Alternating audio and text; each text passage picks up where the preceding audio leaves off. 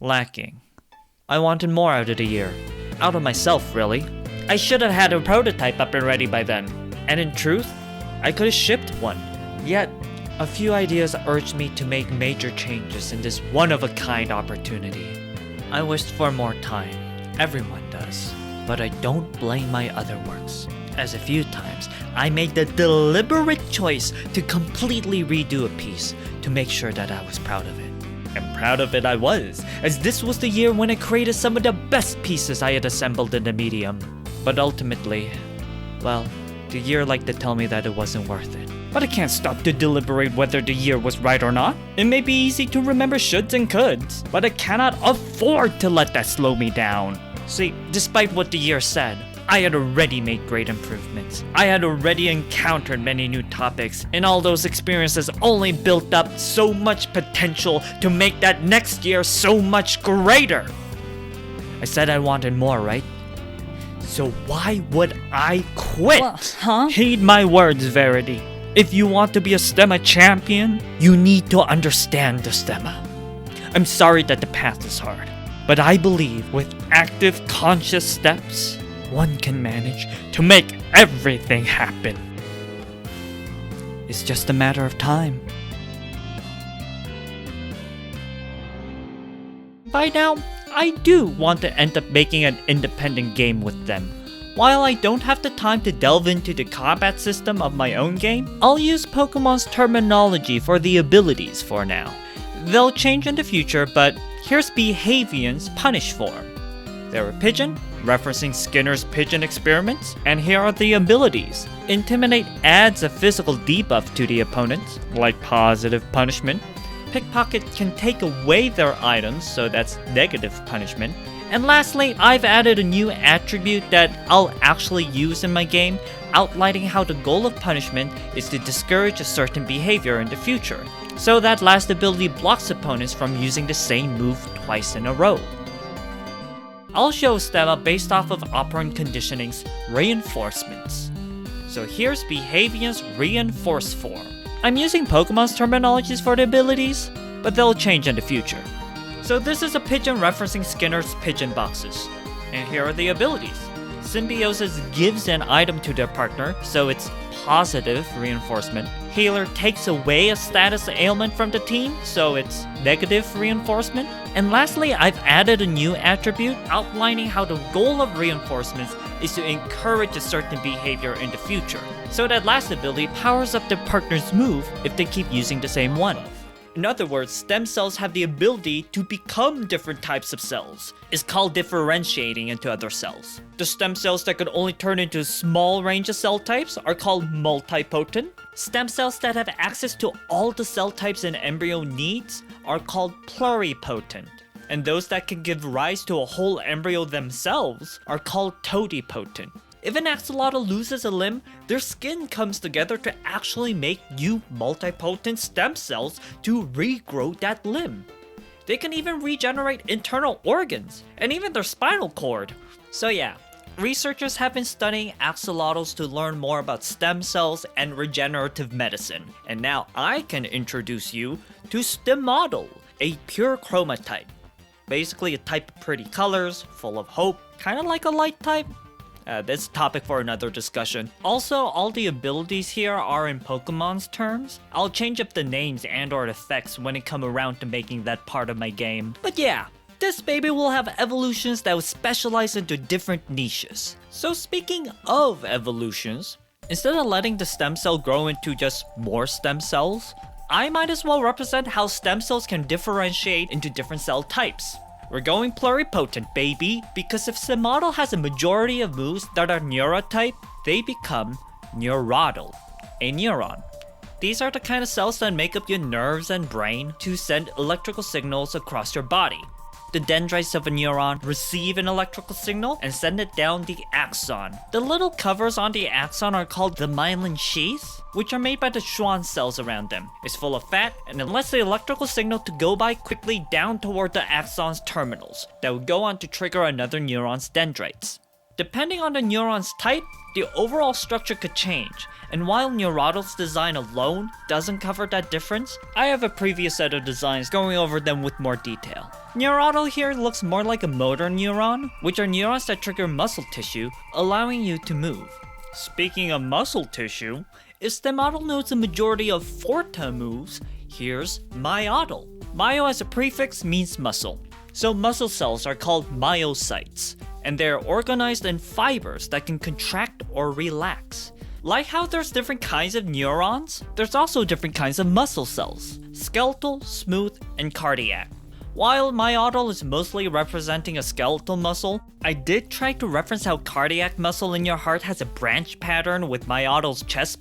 Smooth muscle are used in the lining of organs, and it has this spindle shape, which I tried to incorporate in other parts of Myot. Ideally, I'll have another line just going over the different muscle cell types, but for now, let's just focus on Stema's family. Dermatol, who is a ghost because they are covered in dead skin cells, as the top layers of our epidermis are dead skin cells that are shedded off every day. Now there's a lot of details to go over in the anatomy of skin. Skin is the largest organs of a human after all, so basically the big general layers are the epidermis, dermis, and hypodermis, where epi means above, hypo is below. Hypodermis is mostly fat tissues, dermis has sweat glands and hair, and epidermis has a bunch of flattened cells.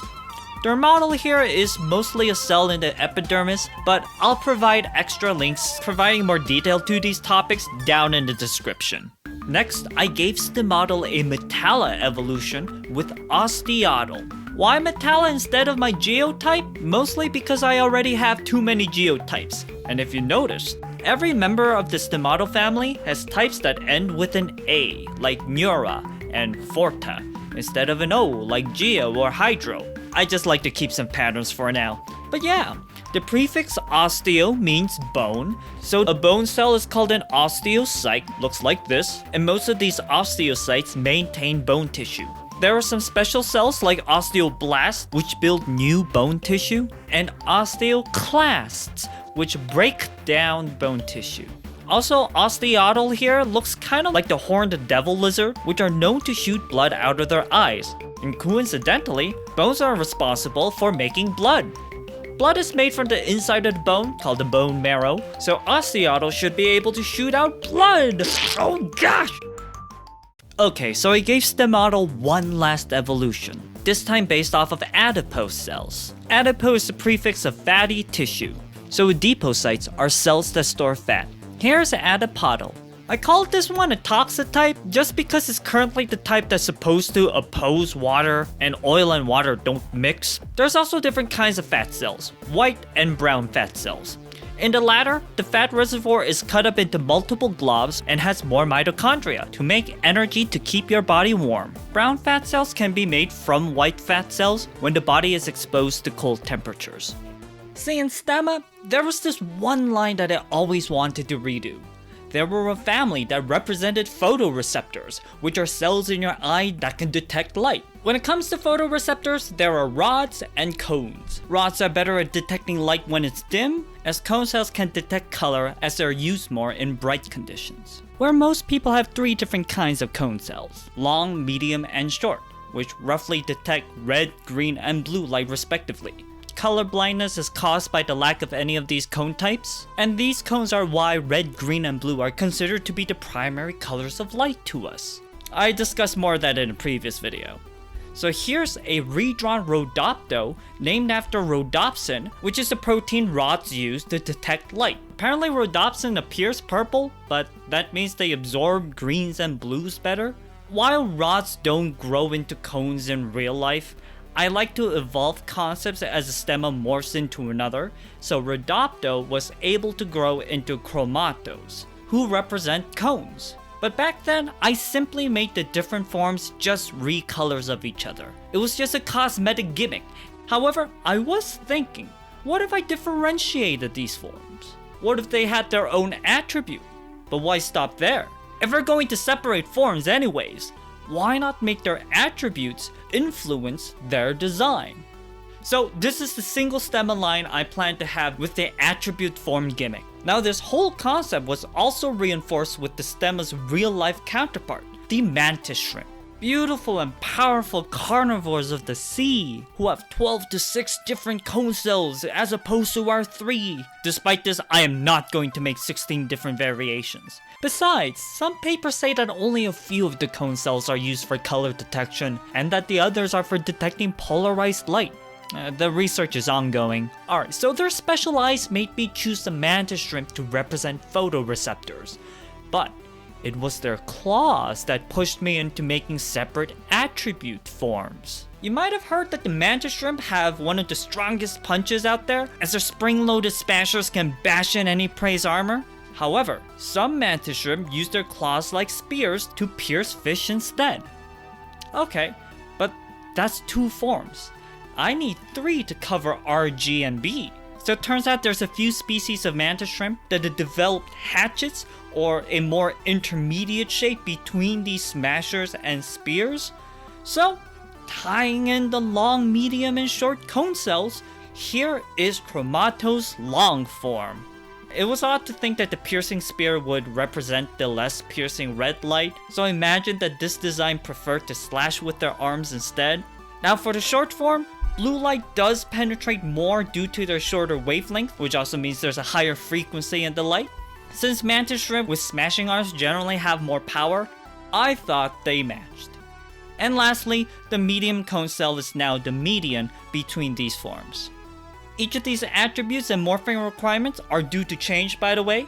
It will be a long time until I code these in. What do you picture when I say robot? Well, robots can actually wildly differ in their appearances. Their designs really depend on what goals one wants to achieve. Thus, there are several fields and subfields of robotics. Like today's Stema's design is based off of soft robotics. What if you don't want your hard metallic robot to break something delicate? What if you don't want your robot to break when entering a narrow winding path?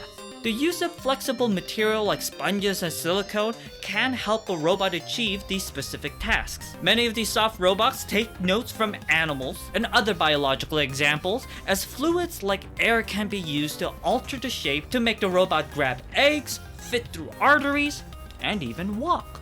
Like Gripter here, who's like a walking hand. They'll walk all over the place, but they'll never leave a trace. I won't be sharing my attributes in the meantime, as the effects will most likely change, but yeah, Gripter is a polymera forta stemma, as this hand will turn into an arm with fan hold. Like how soft robots can mimic tentacles, this guy would be able to constrict their opponents to prevent them from leaving. Yeah, as much as I want to keep my roster a secret until I complete my whole game, firstly, it's gonna take a long time until I fully complete my game, and secondly, I feel like I need to leave proof that I've been working on this for a long time. Like, even this line was made several years ago. I always wanted to make a stemma on Permafrost, which is soil that has been frozen for centuries due to being in colder areas of our world. But before talking about that, I also have a previous stage. So water expands when they're frozen because making hydrogen bonds to crystallize takes up more space than jiggling around as a liquid. Sure. So when water in the dirt freezes during the colder seasons, the ice would occupy more volume. Even more so as pools of ice start to form something called ice lenses, which heaves the soil up. This is called frost heaving.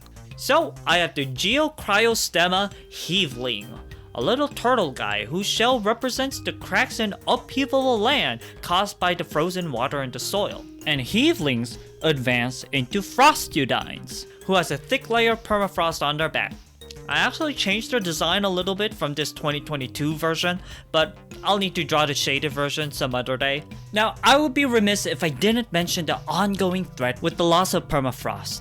As the climate changes, more permafrost is starting to thaw every year. Not only does this cause landslides and floods and unleash diseases from centuries ago, which is already really seriously bad, but on top of that, the decomposing matter in the permafrost could release even more greenhouse gases to cause even more climate change.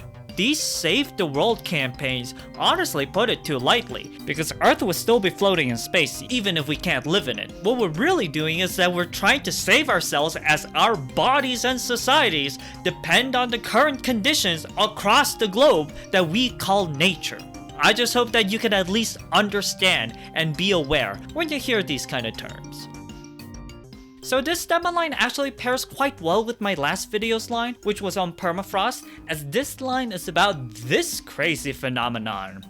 So when lakes have a tree branch or some organic matter decaying in it, the microbes eating the matter usually expel methane gas.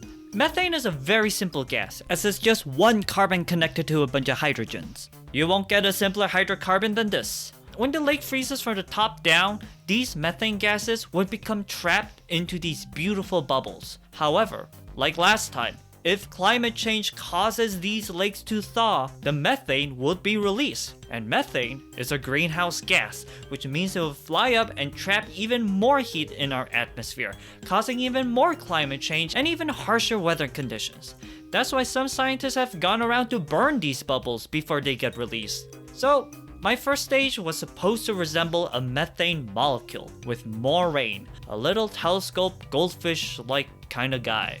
I've been refraining from posting my attributes as I plan on changing them as I work on the game, but I've been thinking about this volatile attribute where exploding moves have priority. How much damage do these kind of moves do? It's all still up in the air.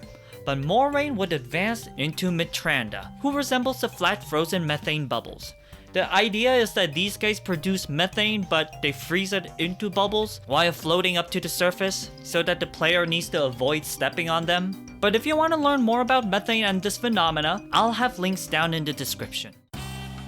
Oop, note here, I didn't include the designs I covered in 2023, as a lot of the Stema info I had were outdated. Also, my Zodiac set is currently separate from my Stema project, but I plan on making a separate video of them when I finally finish the final 3. I really do have some big plans coming up next year, so stick around! Alright, thank you for watching my progress, and I'll be wishing for a positively momentous new year for all of us.